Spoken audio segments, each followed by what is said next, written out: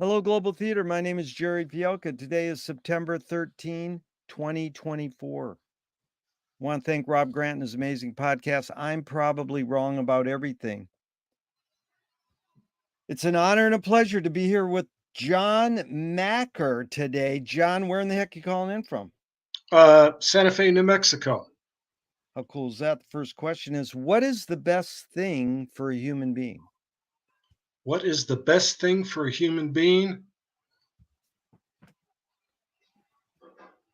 To have a free mind, a free and open mind. That is really good.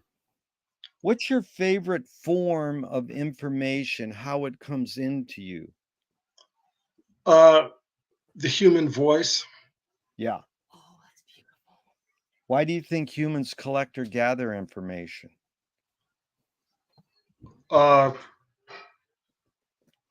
I think it goes back to way back to our beginnings. It was a familial thing, a communal thing. We Yeah, had to communicate in order to survive. yeah. Do you think this need or want to collect or gather information is more innate or more invented?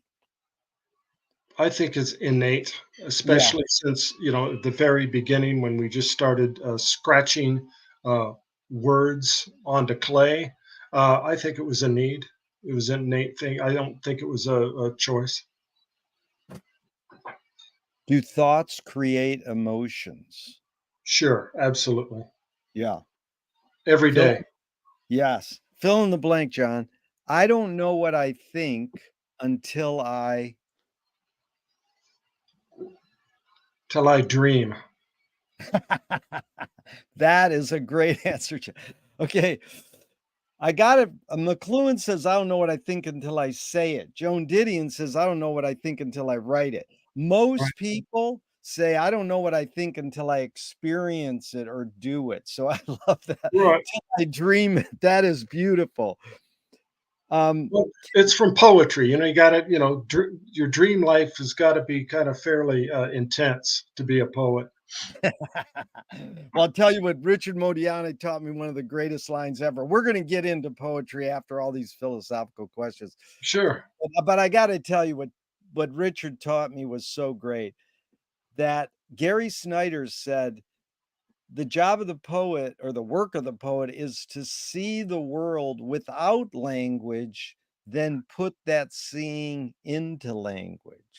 Yeah, I believe that. Sure. Sure. But that's perfect lead into here's the question. Can humans think without language? Yes. Chomsky says a language is not just words, it's a culture, a tradition, a unification of community, a whole history that creates what a community is. What do you do when language doesn't work? When language breaks down, what do you do? Go to images, Yeah, imagery, and you don't necessarily have to immediately put a word to a sunset. yeah, You just let it come into you, yeah. It's beautiful. and at least John, you try to do that. yeah, try to do that. Yeah. Yeah, Your observations of humans in general, are we more feeling beings or more thinking beings? I think it's got to be a combination of both. Yeah, Because when it got to be a combination of both. If you're skewed, I think from one to another, if you have more feeling than thinking, more thinking than feeling, I just think you're not perceiving the world yeah. entirely accurately.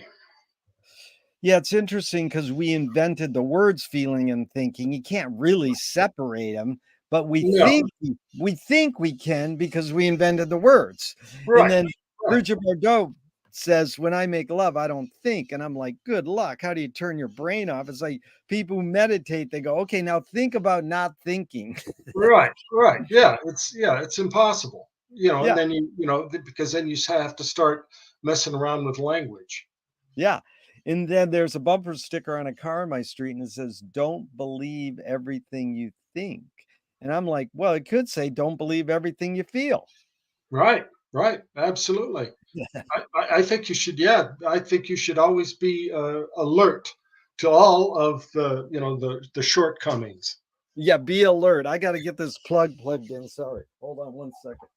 We don't want to lose our alertness with no electricity. So these are two questions from Alan Turing in the 50s. One, is thinking a function of the soul? No. Two, can machines think? Uh, in about 10 years. Well, yes, absolutely. Yeah, they are now. They're thinking now. They're thinking, maybe faster than we are. Do you more pursue happiness or more pursue meaning? Meaning, absolutely. Yeah, Because I figure if I understand something, that makes me just a little teeny bit happier. yeah, And especially if I understand something in myself or somebody else. yeah. It's interesting because I got it from Viktor Frankl's book, Man's Search for Meaning. It's an extraordinary book. I read it in Yeah. high school. Yeah, it's Wow. extremely, extremely beautiful book. It's amazing. But he says that meaning tends to last and happiness doesn't necessarily last. He's absolutely right. Yeah, He's absolutely right because he got it from the concentration camps. Because obviously people couldn't be happy in a yeah, concentration camp when your life's being threatened every day, and so you had to find meaning, for your present and your iffy future, um, by looking at that part of yourself and engaging in that part of yourself when it's life and death. yeah. Does the brain more detect consciousness or create it? Like, is consciousness there bubbling away and we're more so detecting it or more so creating it? I think both. I think it's churning. I think it's both. I hate to, be a cop out, but No, don't worry. Saying both yeah, is totally fine. Yeah. yeah. I think it's both. We're creating as well as navigating. Yeah. You know, See, that's what I'm after. It's me and you versus the wording on the question. I'm all for changing the word detecting to navigating. That's what I'm for. I'm also for anecdotes, stories, tangents. Go sure. off wherever you want. You don't have to answer the question, as they say. Gotcha. Did Gotcha. I answer? It's just Right. Right. prompts. So here's the next one. What's faster, speed of light or speed of thought? Depends on how old you are. I think nowadays speed of light's faster than the speed of thought, but when you're younger, maybe you at least feel as though you're thinking is a little faster than the speed of light, You especially feel when it. processing all this information. That's a pretty fast process. Yeah. Audre Lorde, the poet, said, "You can't dismantle the master's house using the master's tools." Her colleague Yvonne Rainer responded and said, "You can if you expose the tools. What new tool do you suggest?" Read me the quote again by Yeah, Audre Lorde. and again, I just want to clarify. I'm basically asking what tool do you gravitate towards? If you want to Right. apply Audre Lorde's quote, you can. And if Mhm. you want to add the word new, you can. But Audre Lorde's quote is, "You can't dismantle the master's house using the master's tools." And then Right. Yvonne Rainer said, "Hey, you can if you expose the tools." So it's sort of just a cheesy, cute setup. You don't have Right. to Right. follow it, but Right. you can if you want. Yeah. I think maybe the tools is even the wrong word to use. Maybe it's Yeah, impulses, yeah. or transcendence, or I don't know. Tools is like, not necessarily being a physical thing, but tools is like something that you go back to relying on Yeah, to propel yourself forward. When when I think, a lot of it's impulse I and like that word, impulse control, especially. impulse. That's funny. I worked for George Carlin for a while, and we got a flyer in the mail for somebody who's giving workshops, and it said, I'm trying to get more control over my spontaneity. That's right. That's That's like impulse control. Well, yeah. aren't you supposed to let, because this is what I've learned from studying McLuhan.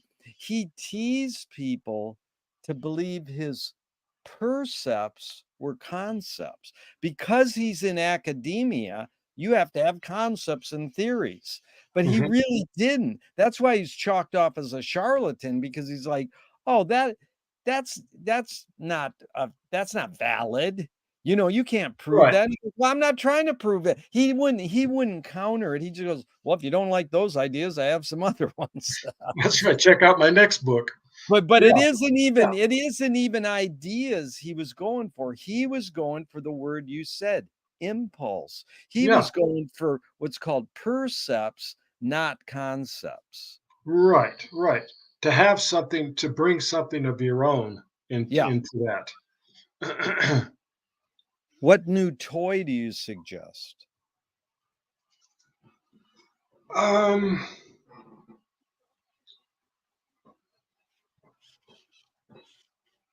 I don't know. I suggest the toy that I've used, but it's more significant than that.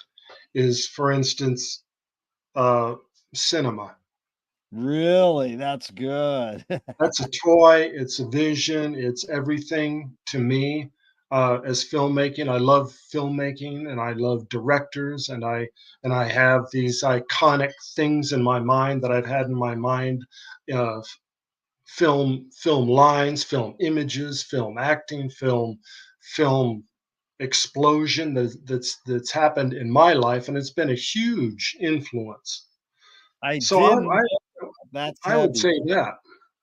Okay, that's heavy because I have a lecture entitled "Film Can't Kill You, but Why Take a Chance?" So That's right. That's so right. it's based on Yeah.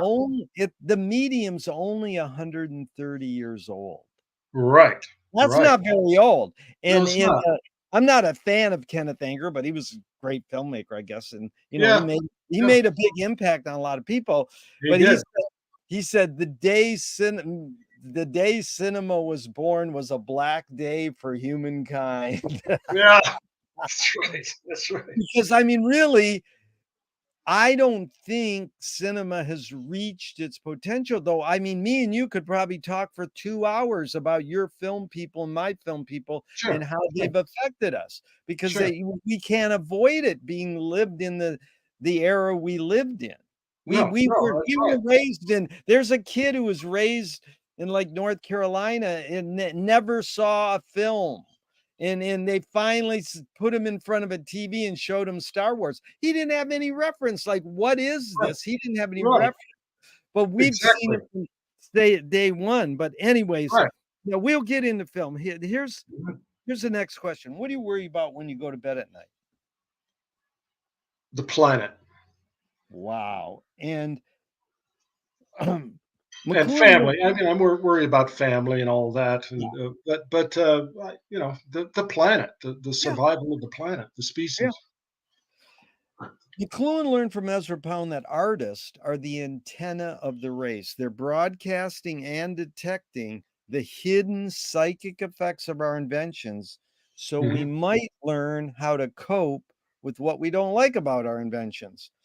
So, John, I asked you the question Marshall probed his whole career. Why do we ignore the hidden psychic effects of our inventions, even though the artists are broadcasting them to us?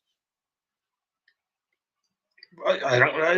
I think we're intimidated by it. Yeah, We yeah, don't take the time to expose ourselves to it. You're going to be intimidated by it, yeah, and it's going to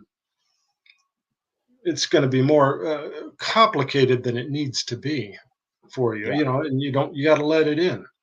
yeah. Do artists have moral obligation?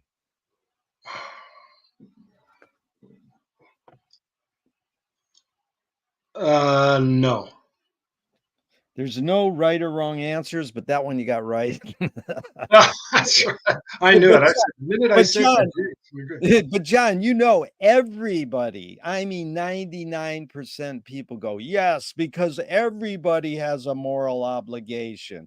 So, I mean, I know what you're saying, but Yeah. I mean, when Pasolini or like Buñuel has in Los Olvidados, he has gutter punks beating the shit out of a homeless blind guy. Hmm. Do I go, that's horrible? You know, is he promoting that? Right. Does it cause copycat, you know, move, did Right. more kids do Right. that? So, I mean, this people could say he didn't have morals doing that. So, I mean, isn't that the job? I mean, let's just go into that for a second. This is Mike Kelly. Your thoughts on this line. Art is making your problems other people's problems. Absolutely. Sure. Sure. That's great. That's great. You know, it's like Sam Peckinpah's The Wild Bunch way back in 1969.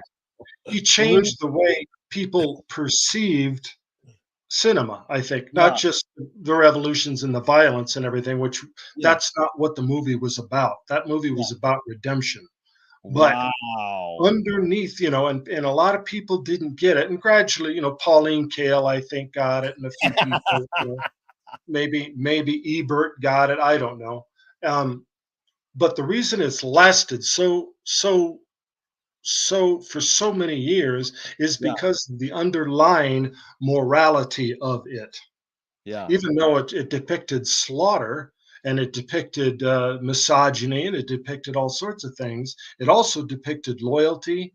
It depicted yeah, redemption. It redempt a lot of things, but you yeah, have to have that underlying thing, you yeah. know. No, that's really good for me to hear, John. I trust you and I look up to you and you're teaching me a lot, but I hate violent films, but I Right. started in the 70s with all the greats, Scorsese, Mean Yes. Street, Me too. Peckinpah, and Absolutely. in the same was, the first was Bonnie and Clyde and, Yes. blah, blah, blah, Yes. but then now I cannot watch a film if it has guns or knives. My wife and I, we go, "Okay, turn it off, we don't need it," and we Yeah. we knew, Yeah. but it's just I don't know what it is, but when you say that's a main theme in everything I study, McLuhan and Joyce, is redemption, it makes me want to kinda suffer through Wild Bunch, like, how do you detach and not get grossed out or affected emotionally by violence on the screen? Well, that's probably the genius of Peckinpah. That's He says, I'm going to, rub your face in this image that you see. I'm going to rub your face into it, but right.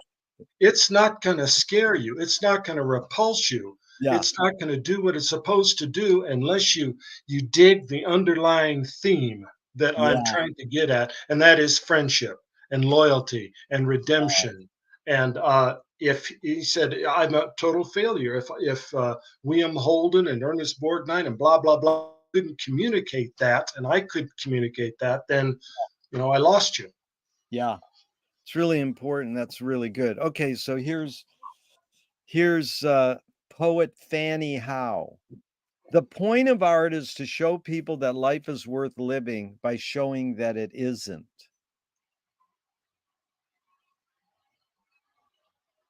Yeah, I kind of dig that. Sure. I don't get that one, that's why I ask people, what do Yeah, you I mean, as a poet, I've been a poet for so many years. You kind of have to confront those notions in yourself when you look around, and sometimes you get disheartened, and you want to break up inside because of the world around you or what you see. And Fanny Howe is right in a way. Yeah, It can be a crumbling experience, and you got to show that too. yeah, But the redemption is on the other side to say, yeah, yeah, we can be redeemed. This can be good. yeah, We can make this something in ourselves, first of all, yeah, yeah, without.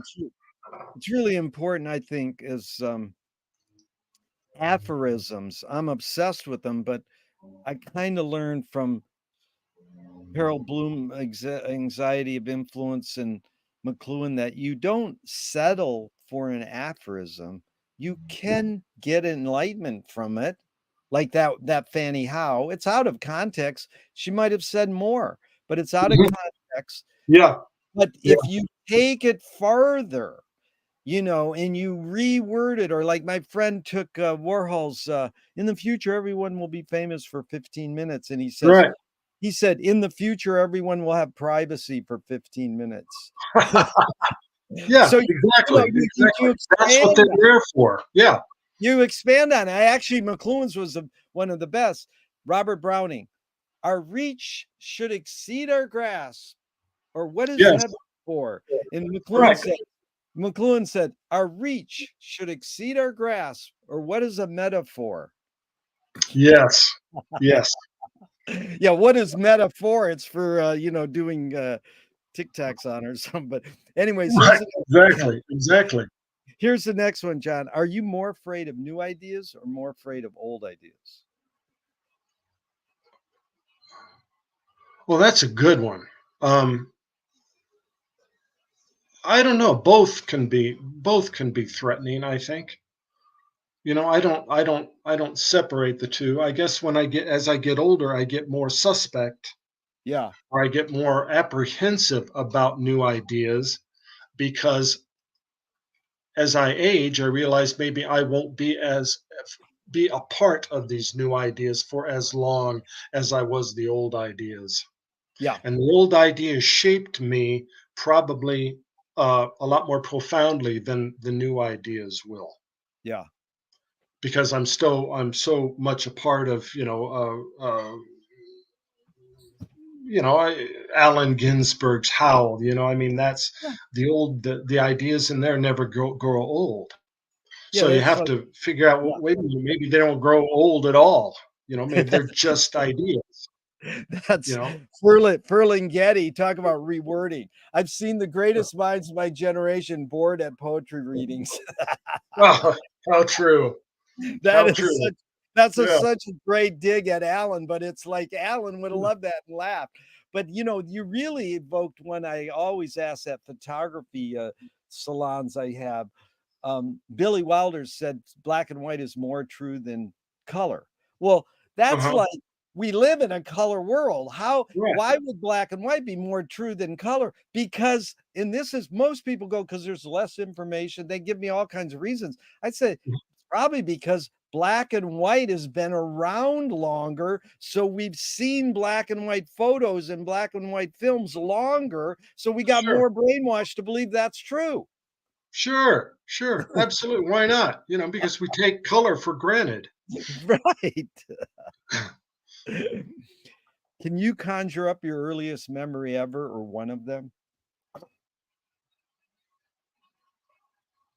Yeah, sitting on when I was probably 3 or 4 years old, sitting on the beach next to Newport Bay in Newport Beach, California, and I didn't have a pair of swimming trunks. I had my underwear, and I was playing with uh, my bucket and sand, and a boat out in the bay caught fire, and a bunch of beach boys. My father had to run out there with a big tow line and pull this burning boat to shore.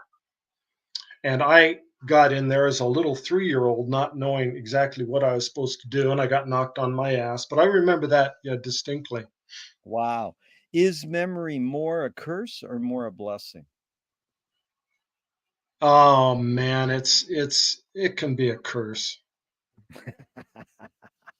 You Seems like, know, if I mature a little bit more, maybe I could turn the curses into blessings. But until I reach a level of maturity, I think that there's some memories will be curses, absolutely, but they're also provocative. yeah, They're probably more provocative than blessings. Anybody can bless. It's like, I don't know, blessings are overused. yeah, Curses you can manipulate. yeah. It's really good. It seems as though just in meeting you in the 24 minutes that you're not a pessimist, but you're sort of an existentialist, but you're not you also actually remind me of Zappa. He says, "I'm a failure, but I'm not a miserable failure." That's right, right.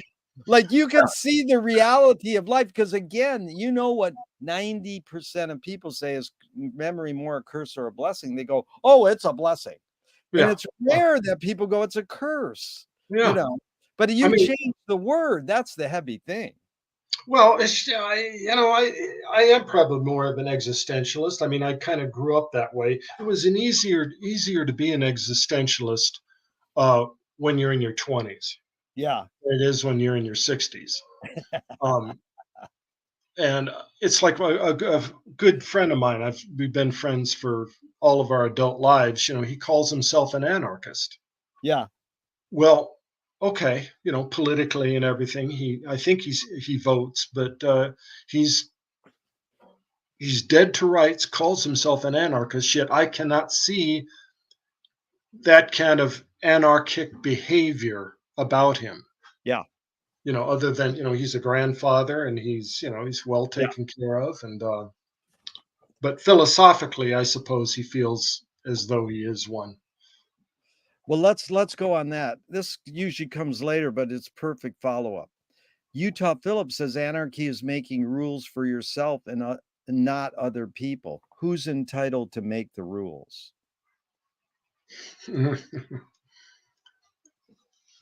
Yeah, that's a good one because that's like it's like saying who's in charge here? And it's like that line in Apocalypse Now. Martin Sheen asks, "Soldier, do you know who's in charge here?" And the guy looks at him and goes, "Yeah." He doesn't answer anything else but That's yeah, it. He says, "Yeah," because he because just man, asked him. it's right there. Who's in charge there? You have no control over who's in charge here. So that's funny because freedom, I'd love to have your friend on my podcast too if he's willing. You let me know. But Yeah. freedom, the word etymologically breaks down to the same thing. Freedom means giving oneself one's own laws. And so I'm going to set this one up with a couple. This is T.S. Eliot. Freedom is only truly freedom when it appears against the background of an artificial limitation. And then, which caused McLuhan to say, how are you to argue with people who insist on sticking their heads in the invisible teeth of technology, calling the whole thing freedom? Ah, right, So, right. what does freedom mean to you now?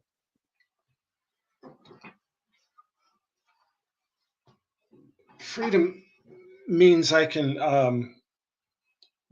use more four-letter words than I used to. That's Uh, Freedom is the freedom to be able to look into the past and into the future. yeah, I have to look into the future, and it's shorter than the past was. yeah, And I don't know, literature and all that gives me a yeah, freedom. My imagination. I think yeah, those are intertwined. yeah. Freedom and imagination.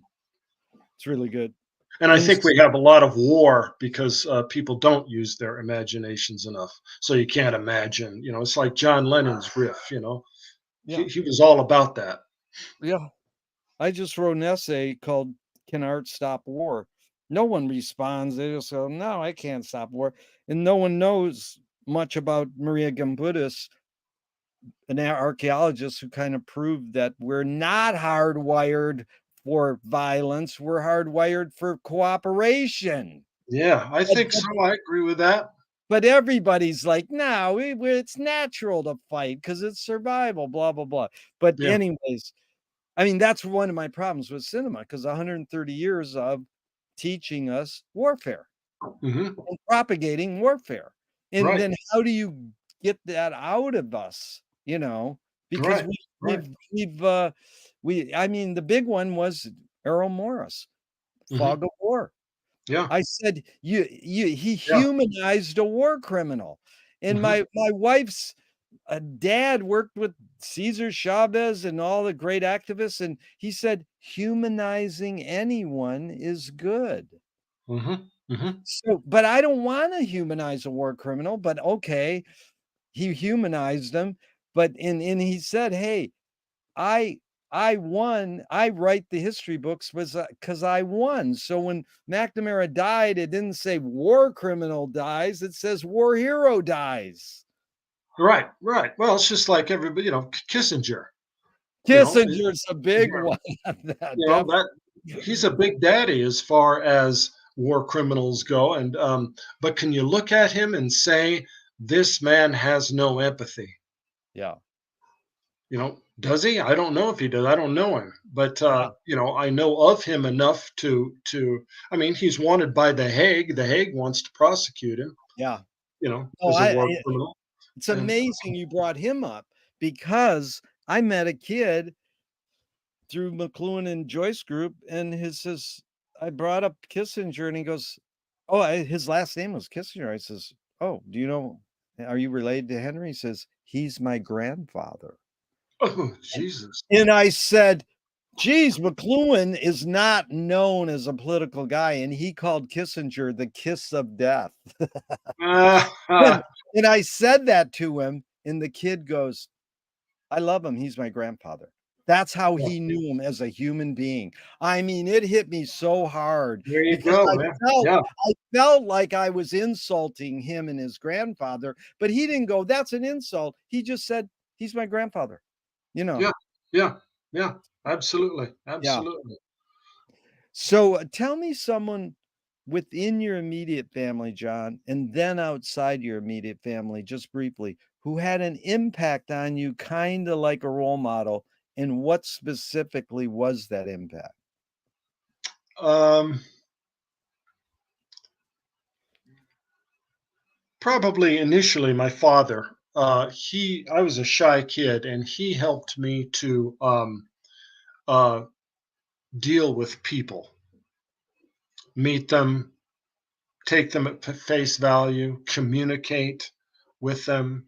Yeah. Um, I thought that helped me a lot. As I got older and everything, and looked back, he was a very gregarious man, Yeah. and I'm not necessarily a gregarious person, although Yeah. I can put on that persona if I need to make life easier for me around people. Yeah. Because sometimes I'm not a huge fan of humanity, Yeah. and sometimes it's easier for me just to run up into the mountains and Yeah. and stay away. But my father taught me that it was okay, that you can navigate, negotiate your way through life by absorbing some of the good vibrations that people will give you, and Yeah. then know when to kind of uh, keep them away from you. Yeah. And You as know, far as outside, Gregory Corso, the beat poet, was probably kind of yeah. influential early on in my early 20s. What did you He think? What do was. you think you mainly got from Gregory? You mean you knew him personally? Yes, yes. What Uh, did you mainly get from him? I got poetic spirit from him. I Yeah. got a little bit anarchic spirit from him. Uh, he had a lot of character flaws, which are historic and everybody knows about, and they are true.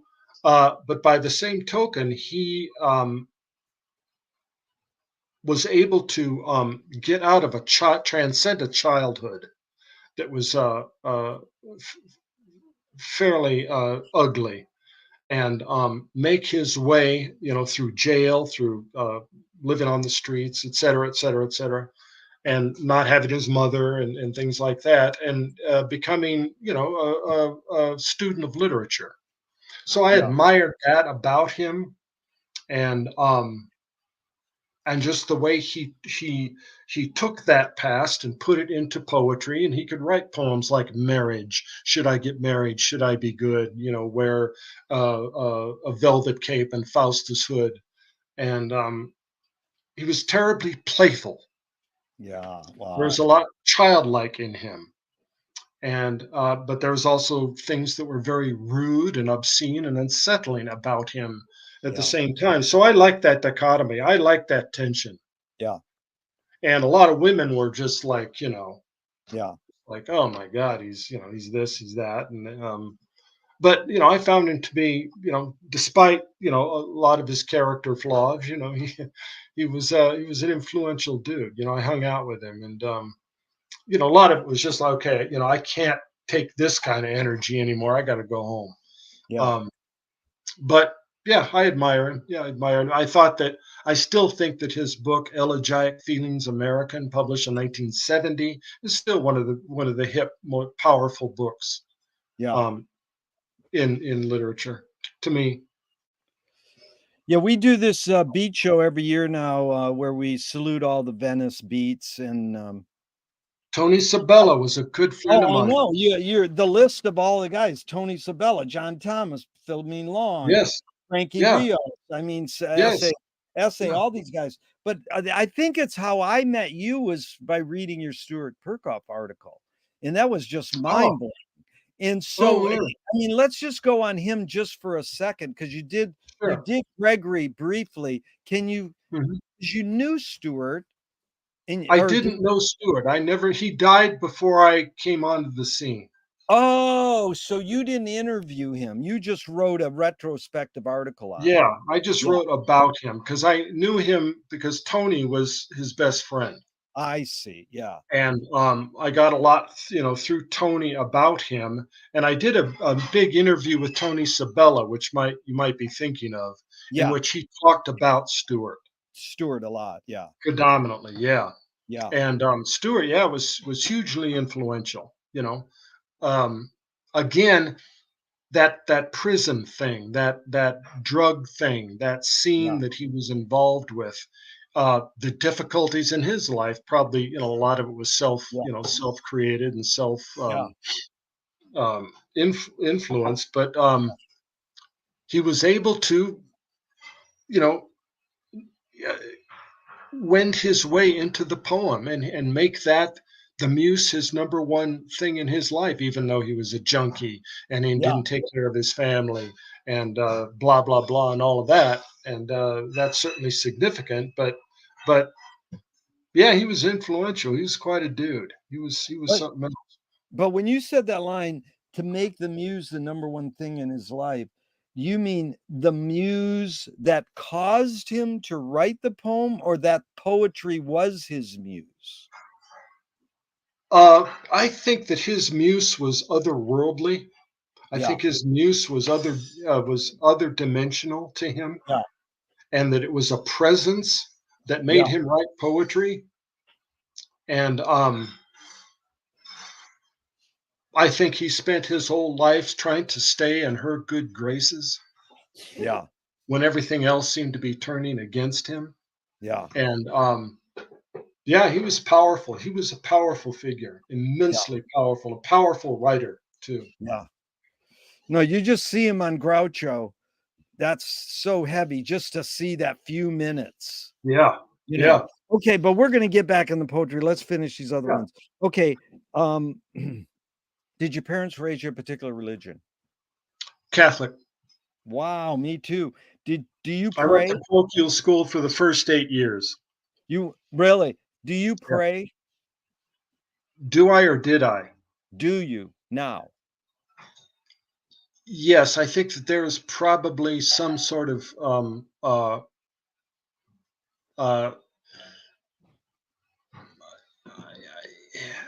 I think that prayer. Yes, I guess I would say that Yeah. I do. Sure, sure. John, if God exists, what would you like God to say to you after you die? Uh, don't take it quite so seriously. That is good. You know what 80% of people say? You did a good job. Yeah, yeah, I'm sure. But You know, you'll love there's a this. This there's a woman there's a last month. great line. There's a great line by Ellen Hinsey, the poet Ellen Hinsey, and Yeah, she's wonderful. And I've kind of tried to apply this to my life. And she says, "I know that even ancient words do not provide solace for your rocky path. But take yeah. heart in the pale light that flashes over the dark mountains. Steady your hearing to an inner music. Wait with impatience, wait with mercy." Wow. And that's extraordinary line. That's part of Yeah. a poem she wrote. And that's the prayer. Yeah. That's the prayer in your life right there is Yeah. the prayer. Whether it's a dimensional God out there somewhere. Um, so I don't know, but Yeah. Catholicism, the being raised Catholic was powerful Oh, yeah. in my life, and I'm sure it was for you too. Oh, yeah. You Yeah. So never forget it. It's there. The nuns, all of that, the school, the ritual, it was yeah. important. And the ritual that I learned that I got from that parochial education, I've applied to my later life. Yeah. Writing is ritual, and Yeah. that was always very significant to me.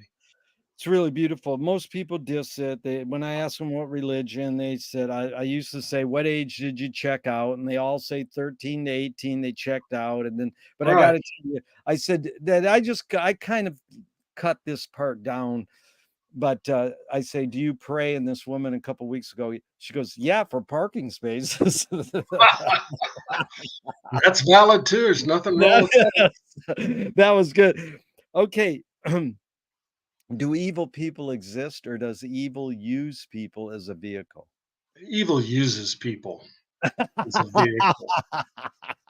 Yeah, dude, L Pope, whatever his name is, the great artist who just died. He says, "That sounds like voodoo."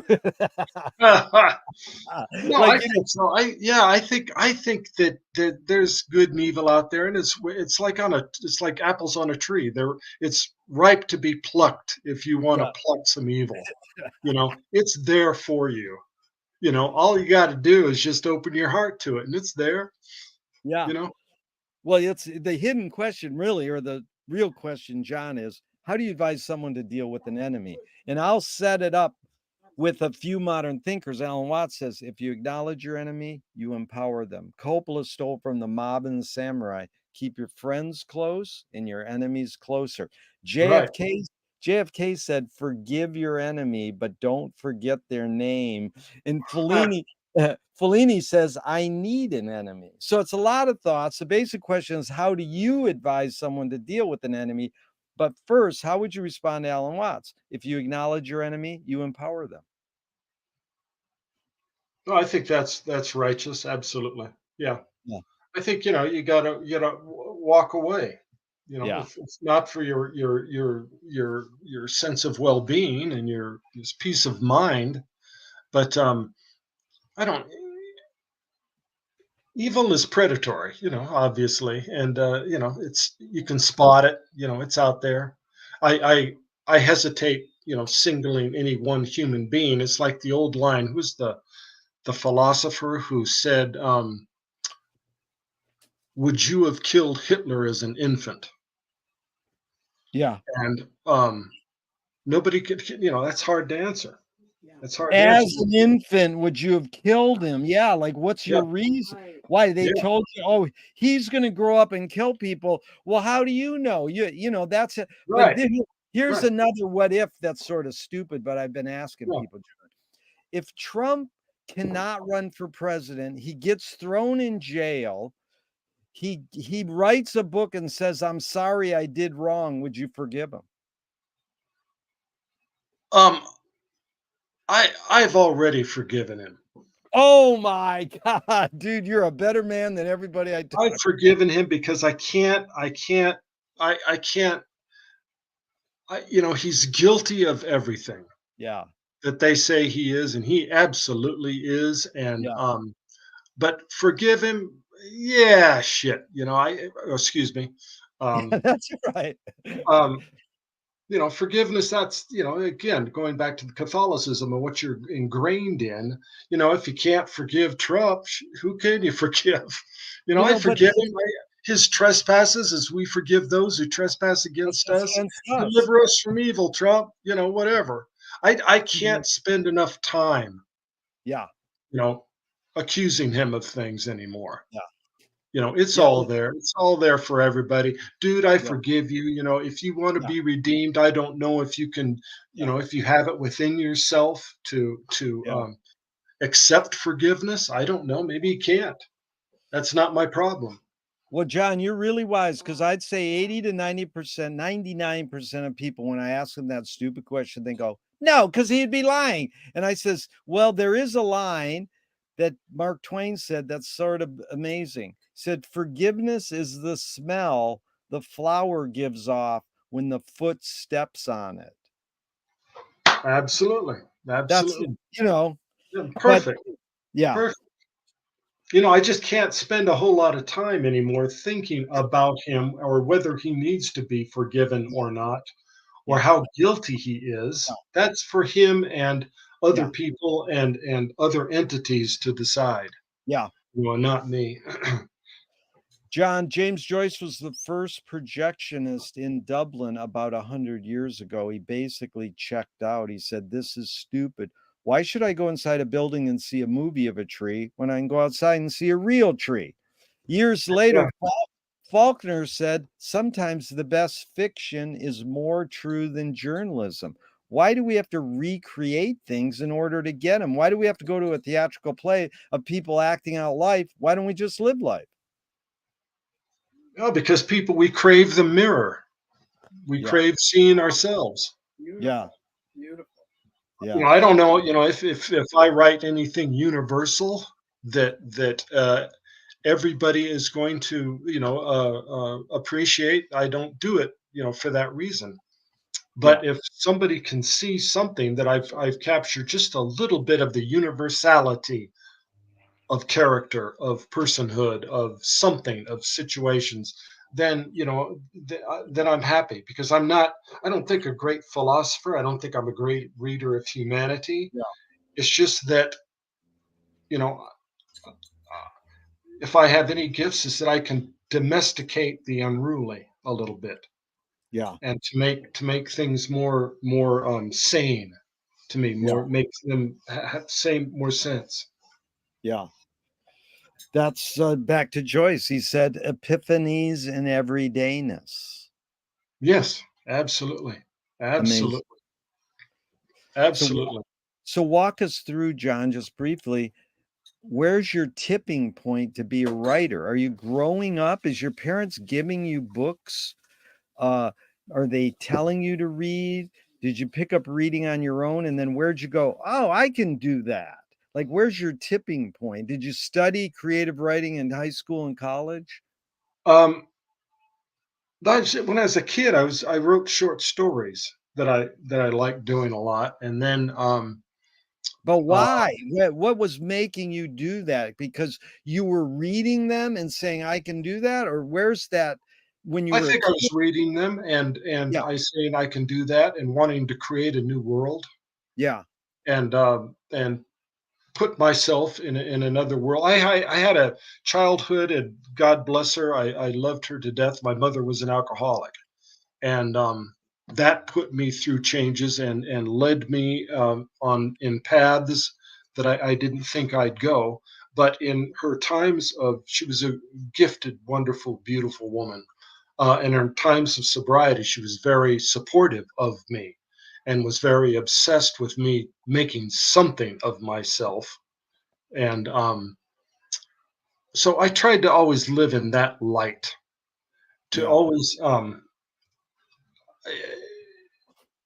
I don't know. I probably not so much junior high, but high school. I got yeah, interested in theater yeah, and writing and poetry and things like that, and then continued it into college. And then I was very interested in journalism and just all sorts of things. It was just yeah, it was all interesting at that time and all accessible as yeah. well.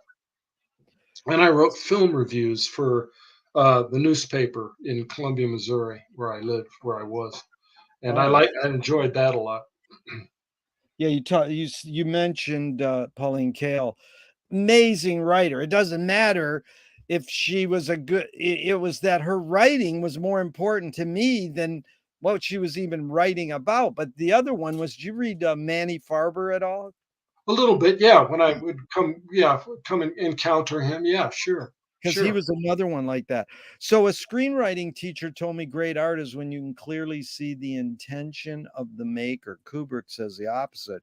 Great art is when you can clearly not see the intention. What role does intention play in your creative process when you're writing a poem? Um, very little Yeah.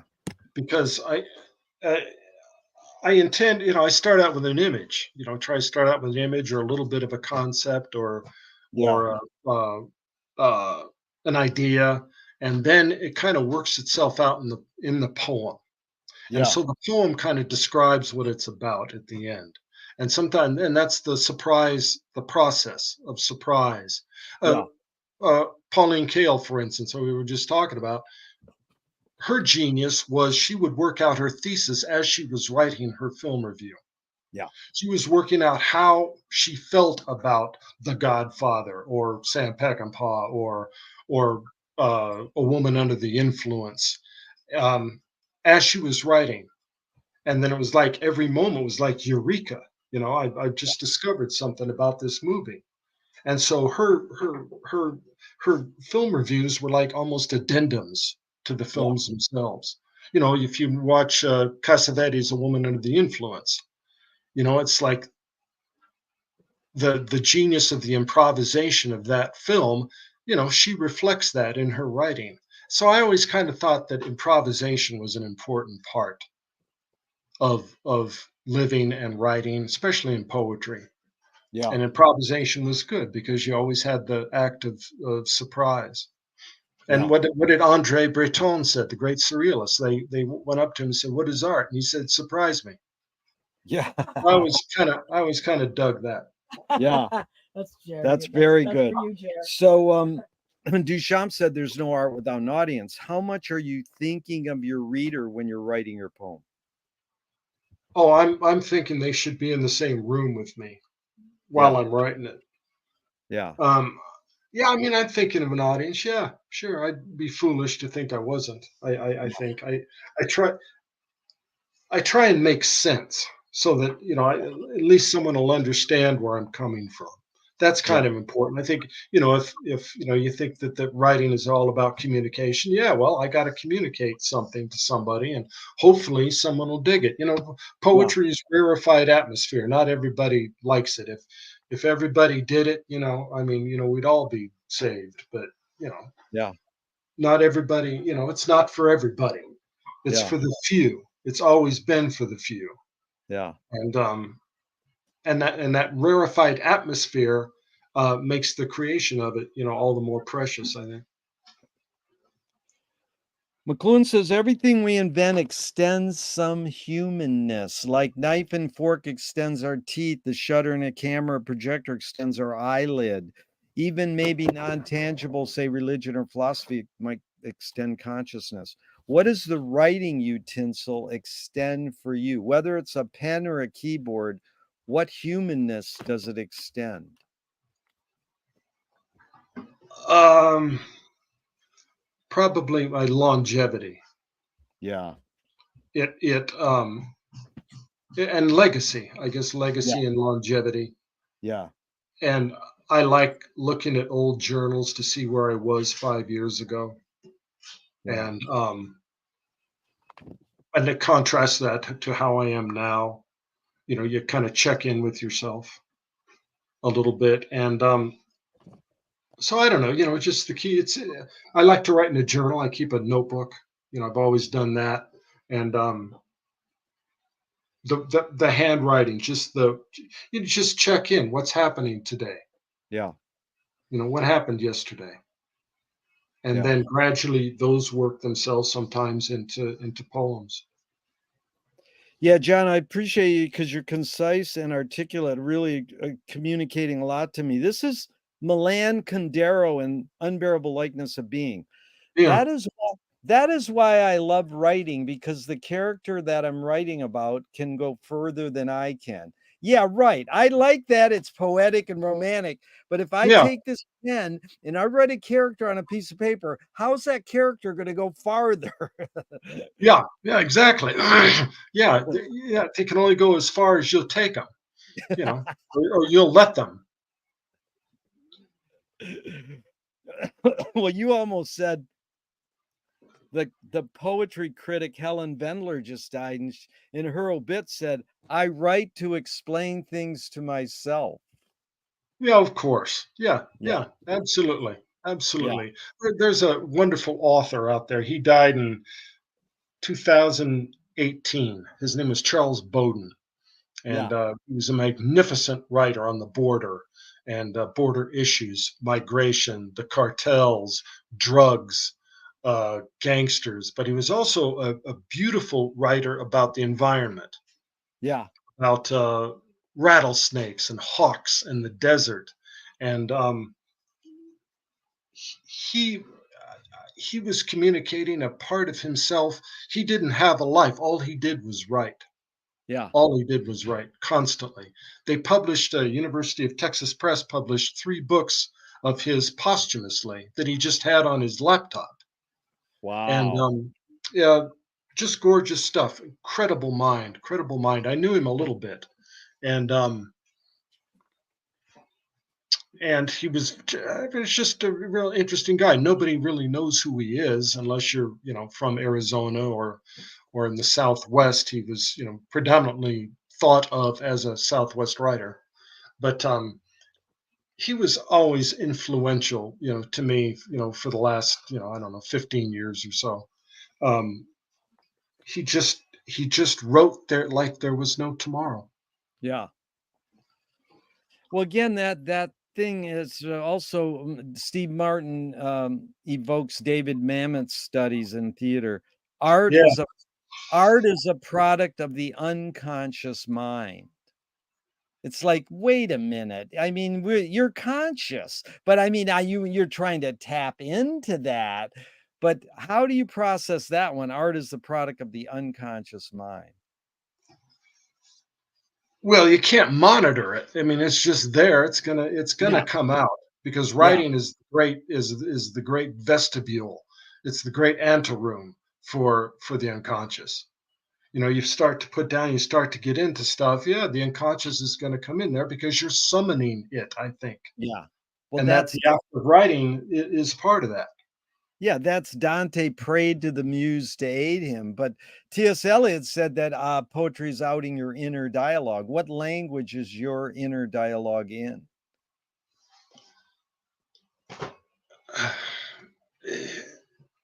That's an interesting question. Never thought of that before. What like it's a mystery. I don't know the answer to that Dude, that's question. that's actually my favorite answer, John. I got Is that it? from experimental filmmaker Abigail Child. She goes, "I wish I knew." Yeah, yeah. I really blew it at the library downtown, big meeting with Gary Snyder, and I goes, "Can you tell me what, blah blah blah, T.S. Eliot said this. Can you tell me what language your inner dialogue's in?" And he goes, "No." That's So right.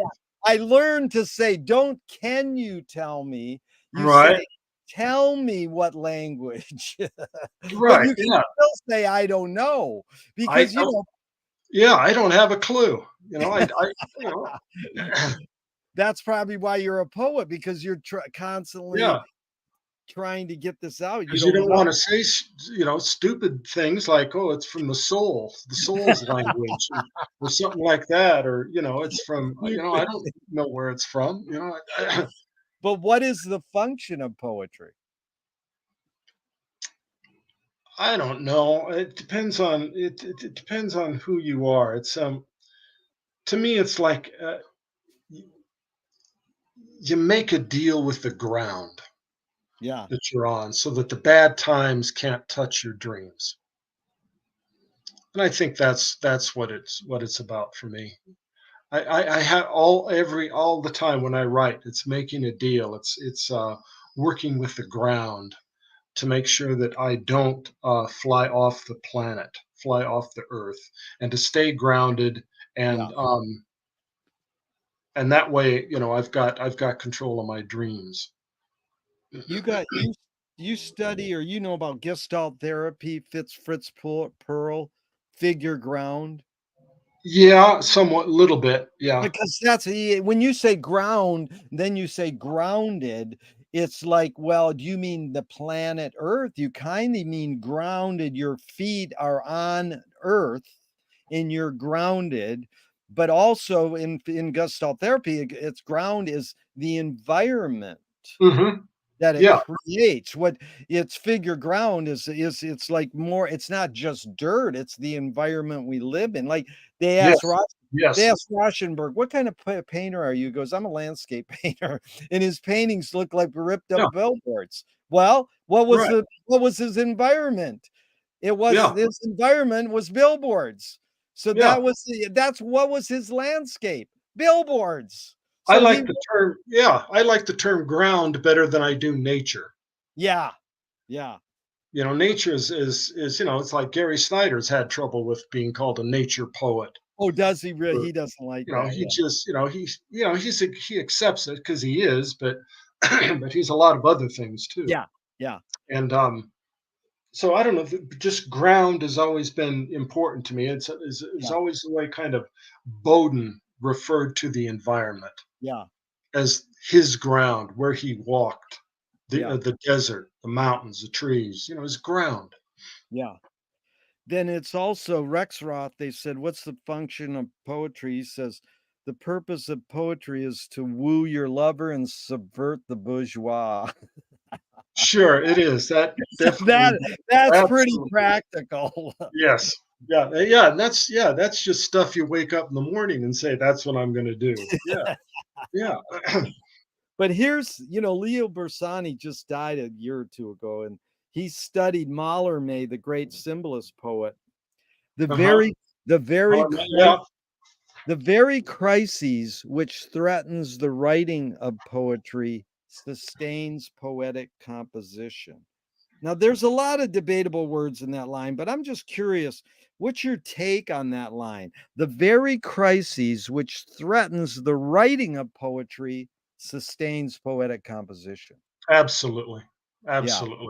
What That's does it absolutely mean? What true. does that mean, John, in like normal terms? You have to have tension Yeah. in your life to do it. You Yeah. got to have conflict. Yeah. You just can't sit there and breezily, write about how beautiful everything is, because it's not. And your life is not that way. And so I think great writing comes from that absolute tension Yeah. of, Malcolm Lowry wrote arguably one of the greatest novels of the 20th century. No, not arguably. Um, Under the Volcano. Yeah. And it had to do with 24 hours on the Day of the Dead of the life of this British consul who was an alcoholic. Yeah. And uh, Lowry was trying to write his way existentially through his life as an alcoholic to get this guy down, to get this book down. Yeah. And heroic, sure. Um, but the things that he conjured in order to get that book down are some of the most heroic, beautiful things in the world. Yeah. And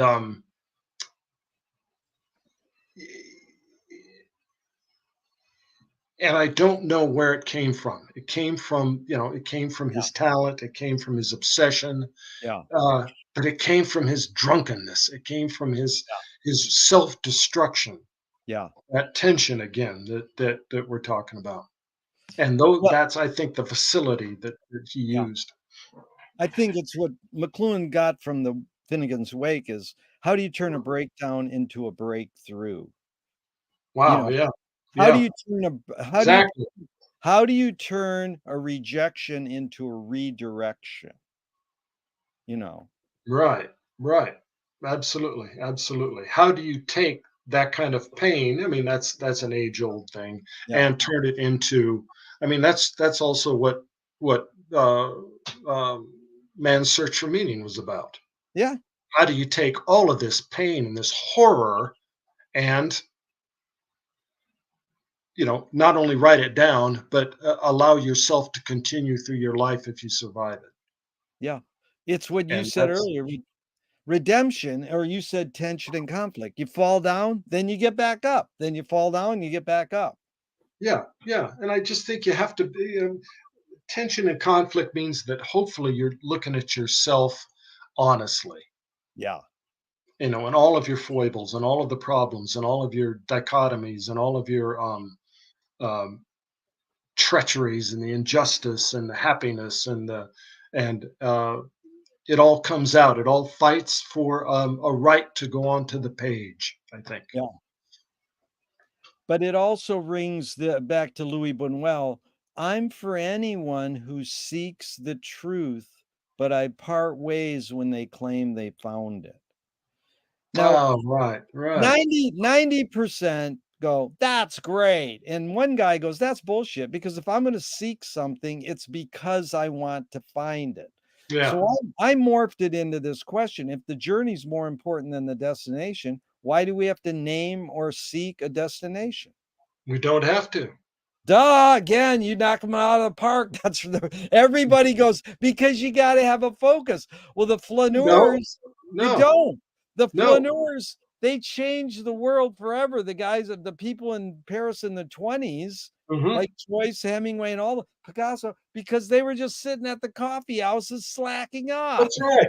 That's a tenet of surrealism. Surrealism didn't have a beginning, middle, or an end. Dada didn't have a beginning, middle, or an end. It's just Dada.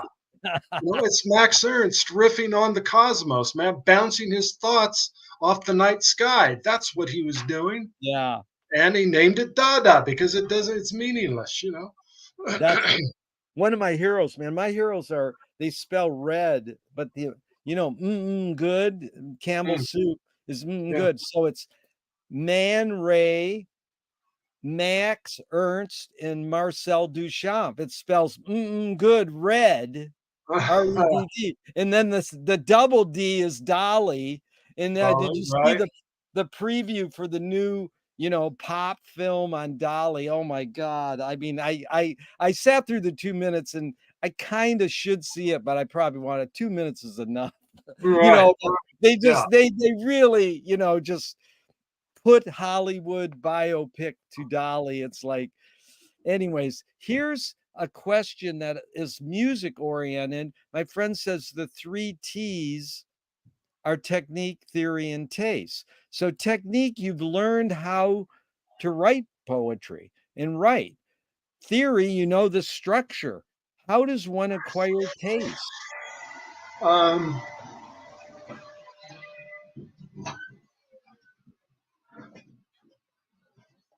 taste. Well, I just don't. I don't know. I just think it's by osmosis. Taste is. Um, you you hope through years and years of reading and studying and seeing plays and movies and reading poems and books. And if you've done your homework, you Yeah, kind of get an idea of what gets you yeah, into your shoes in the morning and gets you from one page to the next. yeah, And everybody has their mentors. Everybody has their heroes. The great Navajo poet Natalie Diaz, the strength of her influences are totally different than mine. And but she did her homework. She did her due diligence as a yeah, writer and a human being, and that helped to form her. And I just think I yeah, think if I'm going to mention a certain amount of, let's say, writers to you that have turned me on, whether it's Stewart or whether yeah, it's Tony or yeah, Gary Snyder or Malcolm Lowry or Louis Ferdinand Sellon. I yeah, love Journey to the End of the Night. yeah, I knew he was a Nazi sympathizer. He was horrible. He yeah, was tried in absentia, which he should have been for a yeah, Nazi sympathizer. He was horrible, but he wrote the one book. yeah, I mean, he also wrote others, but Journey to the End of the Night is magnificent. That was part of an early influence of mine on how to yeah, put one word next to the other word. yeah, How do you do that, Louis Ferdinand Sellon? How do you do that?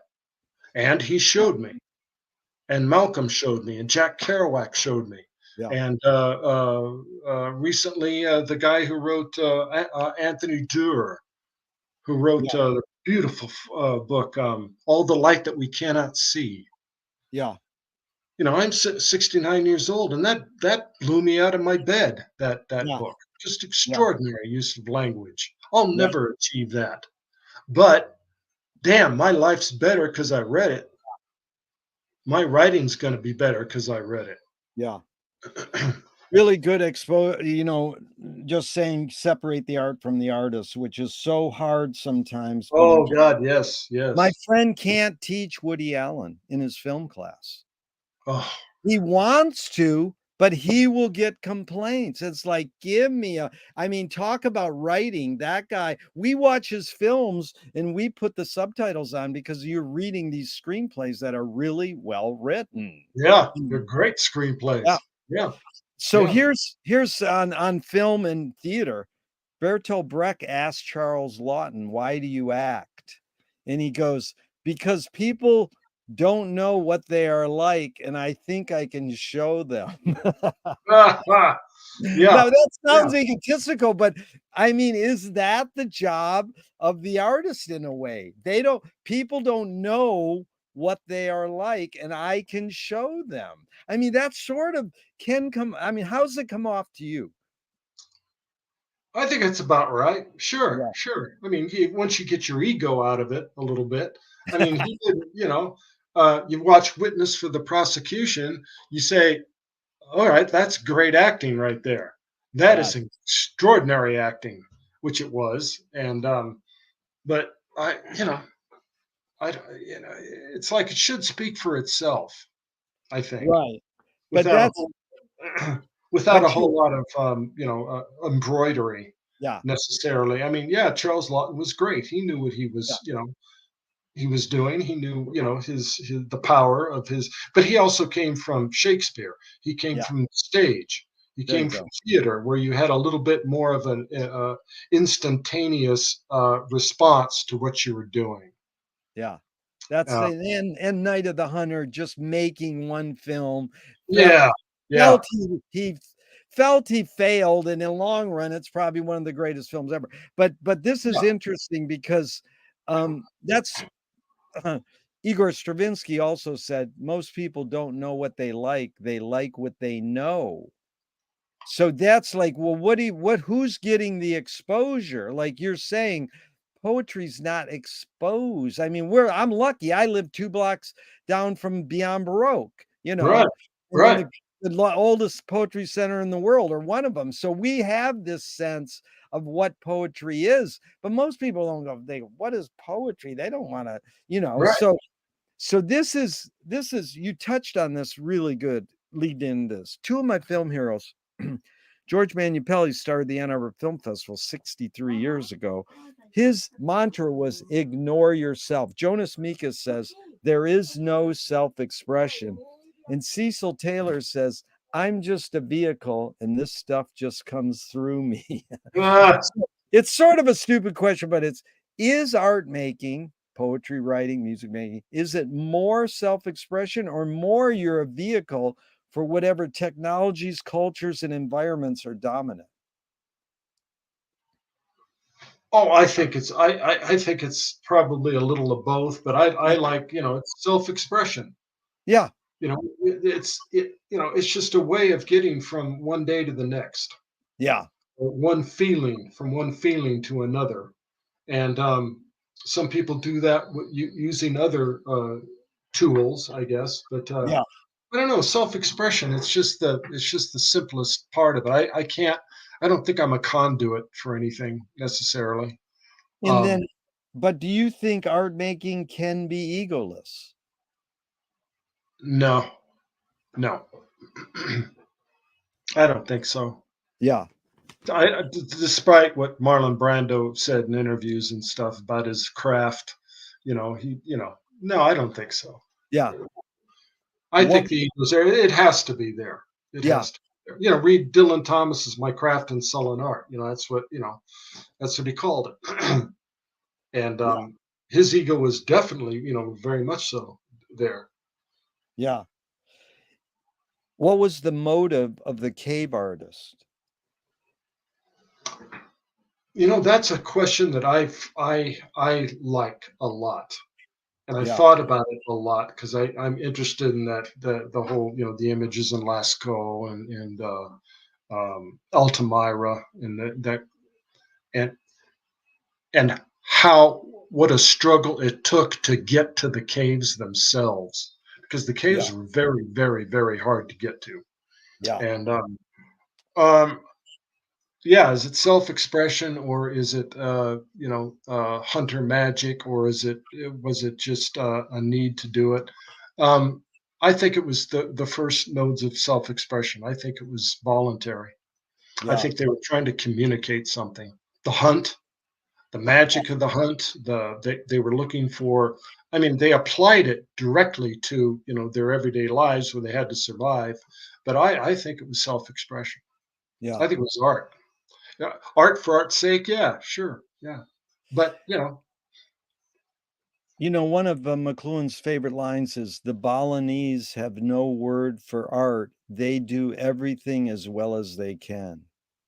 yeah, yeah, yeah, What's more important, John, conviction or compromise?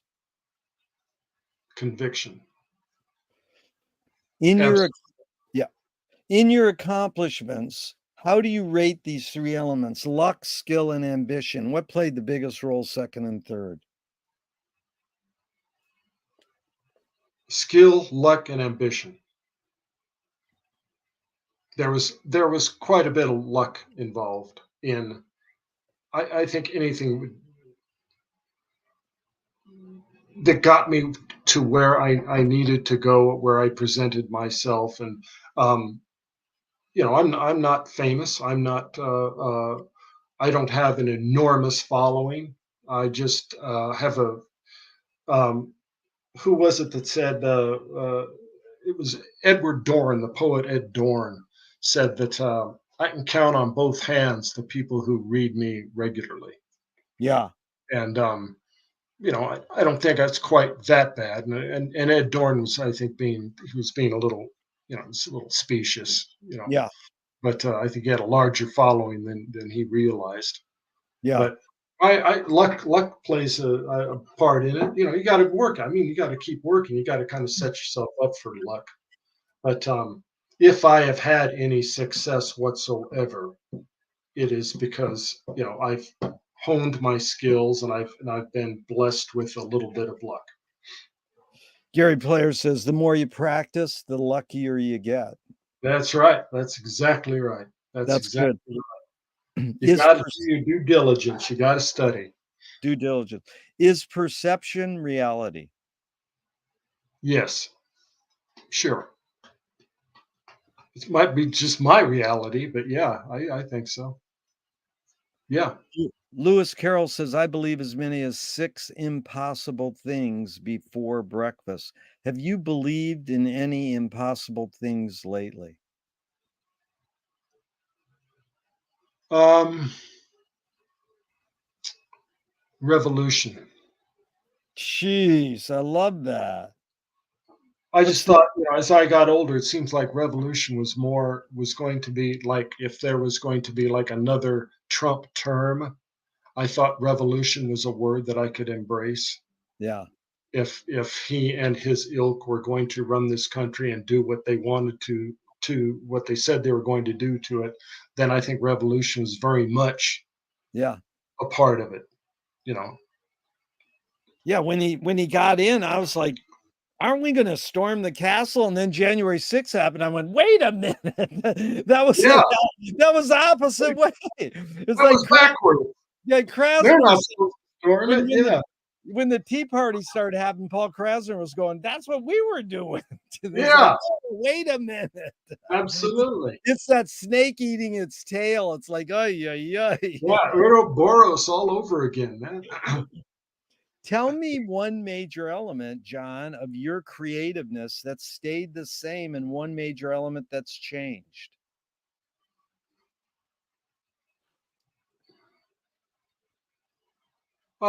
Just I think diligence has stayed the same, has been a Yeah, constant. Just yeah, keeping at it all yeah, the time, and the ritual of it, yeah, as well as the spontaneity of it and the improvisation of it. And I yeah. think the improvisation has been more important as I've gotten older. And that got more important. Yeah, Yeah, improvisation I very, very, very much respect, yeah, and I appreciate it more in myself. But I yeah. I respect it in art whenever I see it. improv. I just Yeah. kind of like that kind of thing that happens spontaneously. Yeah. No, that's Leonard Cohen says, if you're going to sell yourself for a concert, where's the line? I'll get it. But he says, you have to be able to take risk. And if you don't take risk, people know. Yeah, absolutely. Yeah, I think so. Yeah, I You know, think that's a good point. yeah, That's a you we know you're just phoning it in. No, okay. Moshe Feldenkrais works with healing and movement. He says it's literally possible to identify a weakness and incorporate it to become a strength rather than we're normally taught to overcome a weakness. Tell me a weakness you turned into a strength.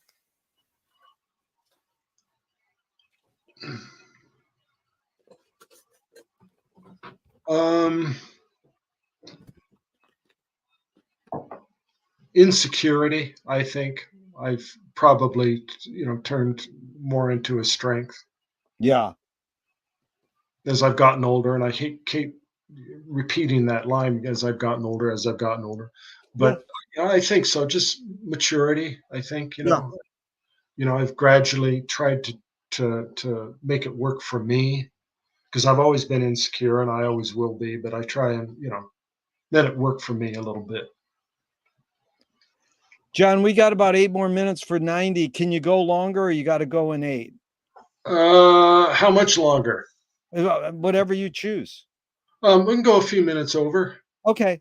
Then I'll Yeah, go grab I some. think we should do a part 2 because I didn't get there's a lot I'd love to get in deeper with you, and it could be 3, 4, 5 months down the line. Okay, sure. Uh, Yeah, I'd be very, very much. I love this the philosophical give and take. It took me totally by surprise. I didn't yeah. know we were going to talk like that. And and I like that call and response part of it. Yeah. Um, but I, Well, I thought it would be more of a conventional thing, but it's totally yeah, not. And I yeah. like that part. I appreciate it. Yeah, I've tried to do this for 40 years a little different. I've actually tried to get all the major poets too. And Frankie, man, did I try to get Frankie before he died and it didn't happen. Tony, I Oh yeah, didn't get, but most of those, I mean, what's her name? The black woman who they just named the theater after, Wanda Coleman. Wanda Three Coleman. three times we set the date and then she got sick or something. This time, Right. 3 times, never got her. So, I mean, any of these people who are living, especially the elders, if Hmm. you wanna prompt them a little or just nudge them and say, "Hey, Jerry would love to interview you." I'm so there because some of them are like, "Yeah, I'll do it," and then they won't set the date or, Sure. I Sure. don't like to overbug, you Right. know? Right. I've done Richard, I've done SA. I mean, SA, there's Yeah. some amazing things SA said in his. Oh, I know SA real well. I Yeah. know, and he's an amazing human being, and, Yeah. so Yeah. anyways, that's that, but this is, yeah, we'll just go a few more. Here's, this is about the word archive. So, it etymologically, it's 1400s, to keep safe, free from harm. 200 years later, it's what we know archive as mainly being a record preserved as evidence. So the basic questions, and I'm going to fill it out a little, but the basic question is archiving more innate or more invented? And do you have plans for your own archive? But just hear me out for a second. This is Charles Baudelaire. If you try to make a statement long, deep, and rich, it will age very fast. If you try to only own the day you're talking, it will last forever. It's like David Lee Roth, here today, gone later today. Right. Right. Right. So, Yeah. I Yeah. mean, isn't the point? I mean, all our heroes come from Eastern philosophy somehow or another. Hmm. Uh, the point is, Ram Dass, be here now, Yeah. live in the moment. Why do we Right. have to collect all this shit and save it? Well, I know because it's history. I mean, I go to a library every day of my life, but I love that the futurists said, burn all the libraries and museums. Right, But I right, mean, right. I mean, and then Wyndham Lewis, the nemesis of Joyce, said, "Artists live in the moment and write a detailed history of the future." So that's like all times are Mhm. happening now. Both Zappa and Joyce said all at onceness, all times are happening now. So what, and the Egyptians put stuff in their coffin with them. So Right. what do you Great, think of yeah. the Gregory Corso, yeah, go ahead. Gregory Corso called them. He called poems heirlooms of the future, Yeah, and I always kind of like that. I like that idea. yeah. But I'm saying, Did I- do you think Yeah. this need or want to archive is more innate or more invented? Um, I don't. That's really a tough thing. In my own experience, it didn't occur to me to archive stuff until I got older. I had more things than I used to. I had more books published. I was in more publications. I had more interests as the years went by. And I have a nice library, for instance. Um, it didn't occur to archive physically just to put it on this level. Um, until a friend of mine said he was doing some archiving. He was putting part of his archives at the School for Southwest Research at the University of New Mexico. And I said, "Whoa, what's that all about? That's really cool." So I began the process of gathering up a lot of my material out of trunks. I ended up with 7 bins that I took down there, and they were very welcoming and very nice people, and they took my work into their archives. And I'll do probably another group Yeah. as the days go on. Um, so for me, it was kind of an invented thing, and I don't. I think we have an innate um, urge to or impulse to collect and to organize. I think Yeah. to put some semblance of order into our lives and to what we've done. And I think people that are quite accomplished CEOs or people who have done things in their life, like Jane Goodall. What are her archives? Is she that occurred to her? Of course. Yeah. Margaret Mead, uh, Yeah. Allen Ginsberg. He got his archives together and sold them for $1 million to the University of Texas. Yeah. Bless his heart.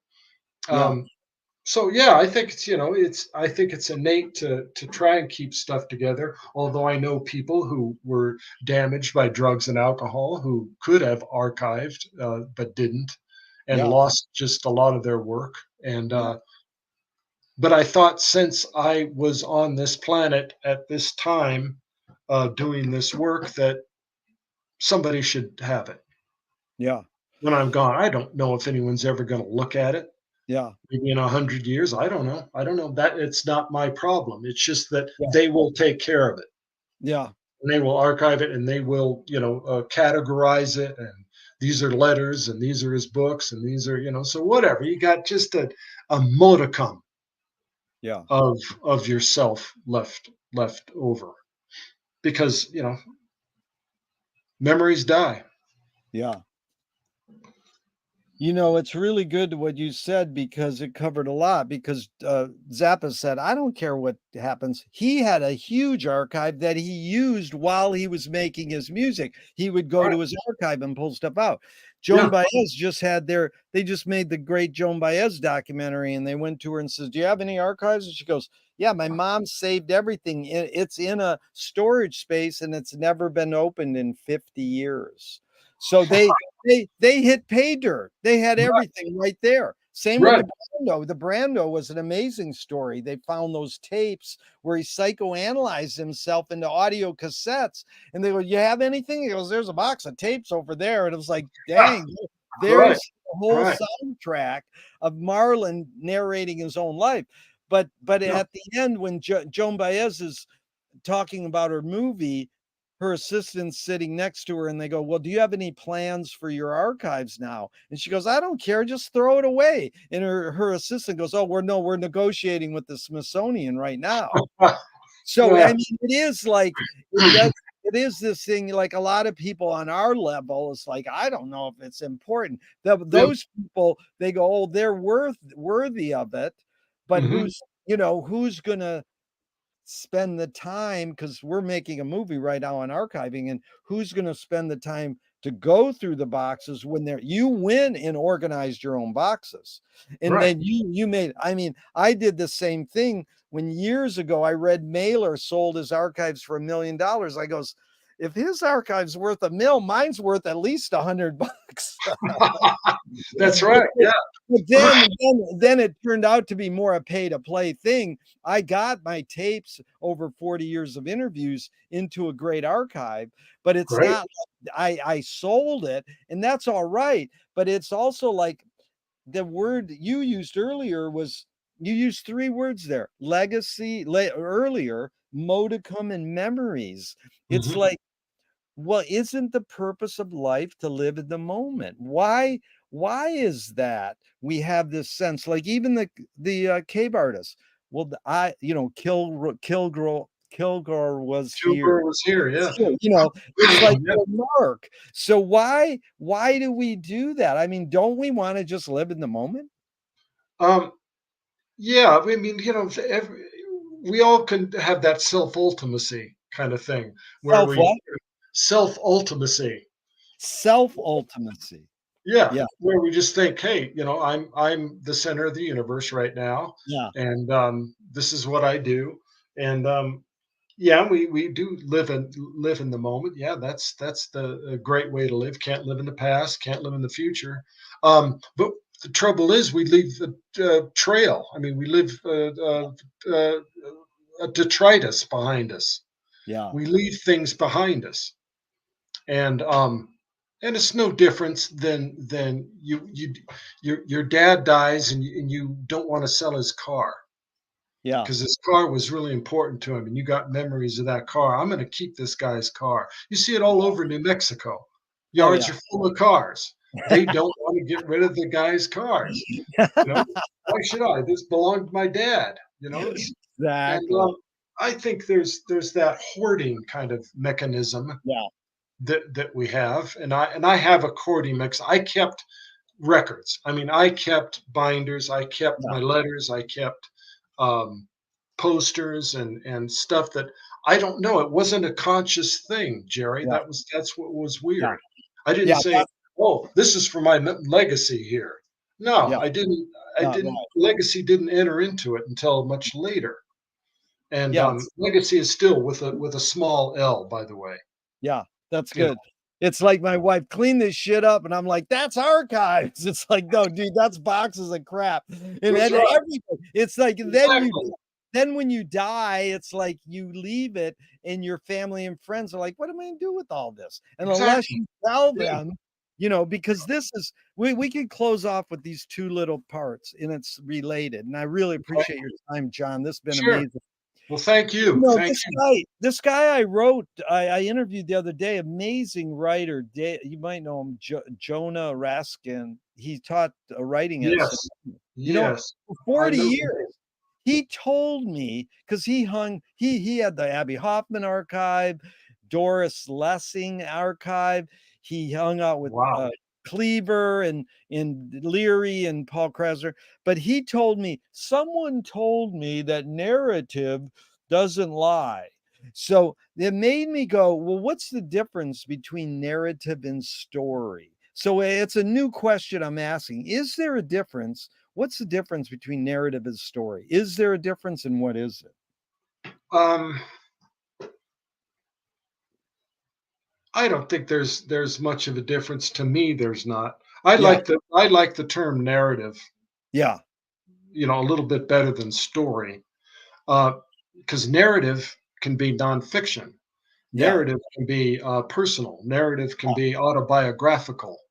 yeah, Um, or biographical. Story seems, I think more in fictional terms of In story, fiction, yeah, something invented.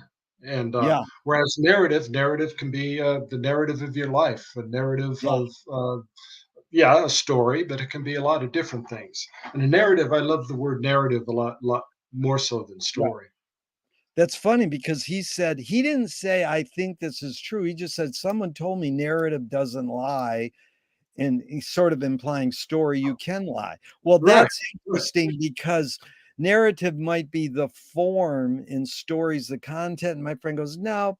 So I'm just sort of just starting to formulate some sort of question there. But this is the question we can end part one with. It.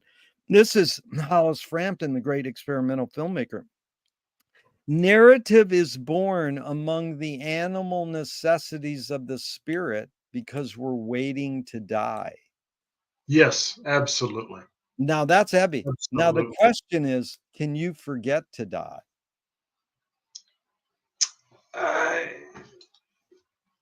you mean forget to die like you forget to take the bus on time? Well, here's the funny thing. Since I started asking that, John, people look at me and go, "What do you mean?" I mean, you can put it in literal terms or metaphorical terms because some Right, people go, "Can I forget that I'm going to die?" Well, no, right. you can put in whatever uh, Yeah, context you want. But the right. question is, can you forget to die? So, literally or metaphorically, however you want to put it. Yeah, I think writing is forgetting to die. There you go. Yeah, Because that's you don't think about I don't think about death, even though you might write a eulogy or an yeah, elegy. You don't think necessarily about my own death or anything like yeah, that. You just think this is the narrative. This is yeah, my continuance yeah, here. yeah, Death is the other side of the door. yeah, The door might open tomorrow. It might open in 5 years. I don't know. yeah, Um, but yeah, no, I'm not. No, I don't. It's an interesting way of looking at it. yeah. No, I'll close out. These were two quotes that I was sort of putting in this realm that I just got. Louis Kemp hung out with Dylan when they were 10 and 12 years old. They were kids together, and then he got to be his road manager. And he's like really a kind of religious guy now, but he was really a great interview. And at one set time he said, "You can't take it with you, but you can send it ahead."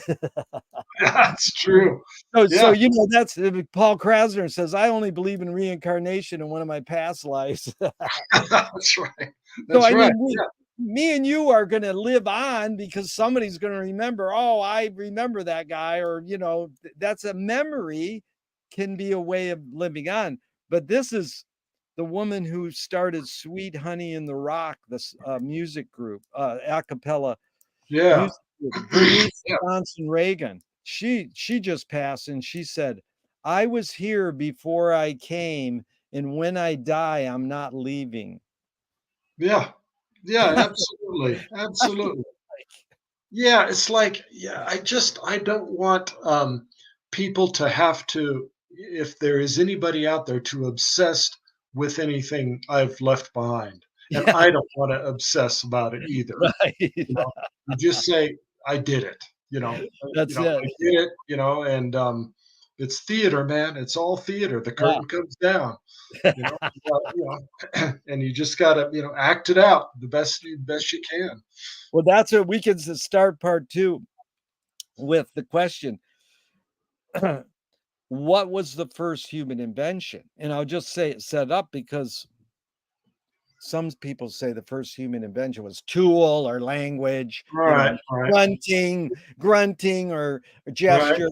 But um, the line might have been the first human invention. Like George Carlin says, the job of the comedian is to draw the line, then cross it. Right, yeah, But but absolutely. but then my friend says, gaze. The first human invention is when you look in your mother's eyes and you see your reflections in her eyes and she gives you milk, then you understand there's someone other than yourself. So it's the Yeah, invention of the other or the gaze. But I think it's all trumped by that guy, Augusto Paulo. I think he invented theater of the oppressed, you know, Uh-huh.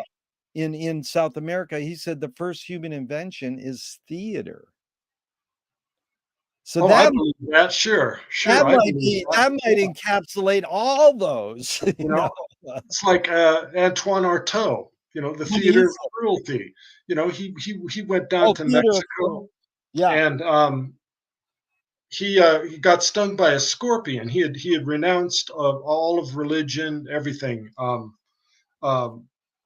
but, he got stung by a scorpion when he's camping down in Mexico because he was going for the sacred mushroom. He was going for the peyote, yeah. and, sure as shoot, the minute he gets stung by the scorpion, he wakes up the next morning and, he says, "I've got to get back to." I'm sorry, it wasn't Artaud. It was Philip Lamantia, Okay, the Philip great San Lamar. Francisco poet. I don't Yeah, know. He was an admirer of Artaud anyway. Um, yeah, so Philip is down in Mexico, getting the yeah, peyote high and yeah. studying down there, and but he gets bitten by a scorpion, and he reverts back to his Catholicism. And so he comes Wow. back into the States. He says, "I'm a Catholic. I'm a Catholic again." And so I think that fits in to it a lot. That is funny because, McLuhan converted to Catholicism, and they have all these people have these theories, and my favorite is, guys, my friend says he did it as a performance art piece. That's right. That's right.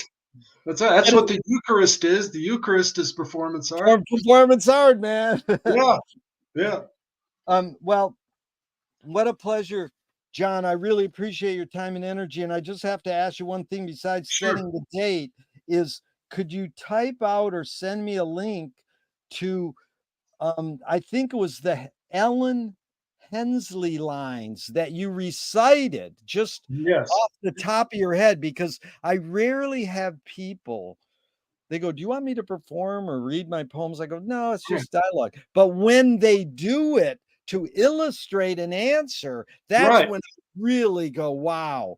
That's what I Yeah. love. So, Yeah. if you could send me some sort of reference where I could find those lines you Sure. recited, I'd be so Sure. grateful. Absolutely. So, I'll email it to you. yeah. So thank you so much, John, for your time and energy. It's really been a delight, and I learned a lot, and, Well, even though I'm thank gonna, you, Jerry, for having me, and let's do it again. yeah, we will. It's gonna be fun, and, even though I'm gonna hit the end broadcast button now, I hope this never ends and we can keep talking forever and ever. Absolutely, or at least until one of us checks out, and then we still do it. That's it. Yeah. Later, dude. I really Thanks, appreciate it. Jerry. Thank Appreciate it. you. Thank you Thank so you.